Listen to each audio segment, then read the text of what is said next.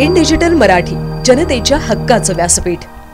उल्हासनगरातील राजकीय वातावरण चांगलेच तापू लागले आहे। येत्या महानगरपालिका निवडणुकीच्या पार्श्वभूमीवर शिवसेना उद्धव बाळासाहेब ठाकरे गटाने उल्हासनगरात भव्य पदाधिकारी व कार्यकर्ता मेळावा आयोजित करून जोरदार शक्ती प्रदर्शन केले। आता लढायचे आणि जिंकायचे या घोषणेने संपूर्ण सभागृह दुमदुमून गेले। शिवसेना नेते व माजी केंद्रीय मंत्री आनंद गीते यांनी स्पष्ट शब्दात सांगितले की उल्हासनगर महानगरपालिकेतील सर्व 78 जागांवर शिवसेना उद्धव बाळासाहेब ठाकरे गट आपले उमेदवार तयार करणार आहे।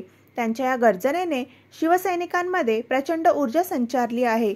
उल्हासनगर कॅम्प नंबर 3 येथील श्री सचखंड गुरुद्वारा सभागृहात पार पडलेल्या या मेळाव्याचे आयोजन शिवसेनेचे कल्याण जिल्हा प्रमुख धनंजय बोडारे यांच्या नेतृत्वाखाली करण्यात आले होते।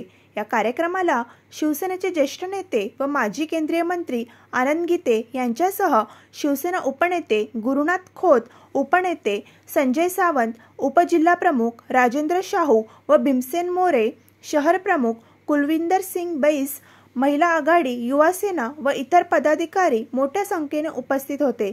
आनंद गीते यांनी आपल्या भाषणात शिवसेनेचा भगवा पुन्हा उल्हासनगर महानगरपालिकेवर फडकवण्यासाठी प्रत्येक शिवसैनिक सज्ज असला पाहिजे। आघाडी झाली तरी ती आम्ही मान्य करू, पण प्रत्येक जागेवर लढण्याची तयारी ठेवलीच पाहिजे।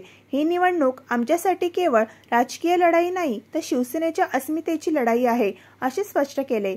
या मेळाव्याचे वैशिष्ट्य म्हणजे अनेक नवतरुणांनी पक्षात प्रवेश करून उद्धव ठाकरे गटात नवसंजीवनी भरली। युवकांचा सहभाग या पक्षाचा पुढील पिढीसाठी बळकटीचा मुख्य आधार असल्याचे मत उपस्थित नेत्यांनी मांडले।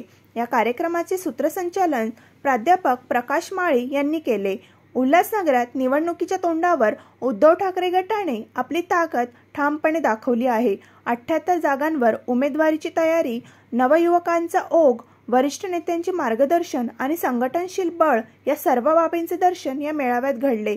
आता खरी कसोटी निवडणूक लढवण्याची आणि जिंकण्याची आहे।